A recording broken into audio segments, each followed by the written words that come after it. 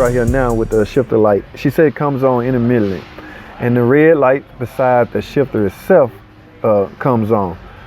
So I have no fault codes, and because it's an intermittent problem, it's hard to duplicate. So what we're gonna do is advise the customer of what we're up against and see if she wanna authorize us to replace the shifter assembly. Okay, so then we're gonna go from there, man.